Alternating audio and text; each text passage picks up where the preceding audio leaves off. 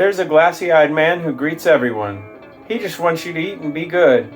He's rejected 100 times a day by stone-faced looks. For 20 years, 10 hours a day he stood, trying to convince passers-by to give it a spin.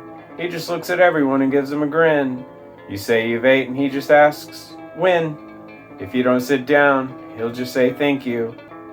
The man down the way is missing all of his buttons. His shirt and his pants hang off him weakly. He's shredding fabric everywhere that he goes. One wonders how can such a confident man appear so meekly. Now picture all your favorite places. They never let him inside.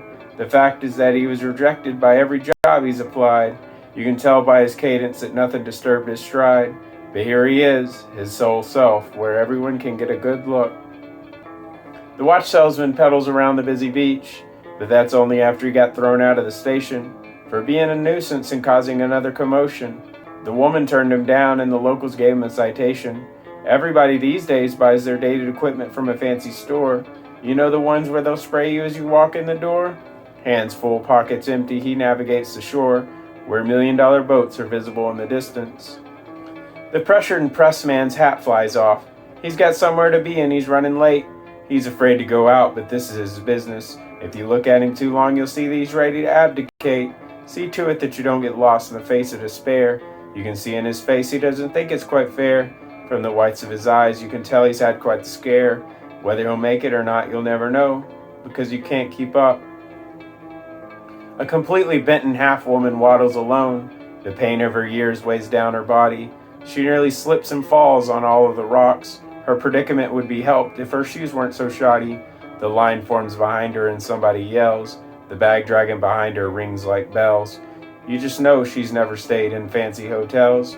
What will she accomplish as her exercises are fruitless?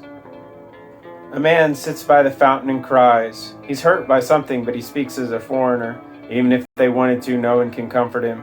You can dismiss him or pretend he's a professional mourner. No matter what the truth is, no one is in his corner.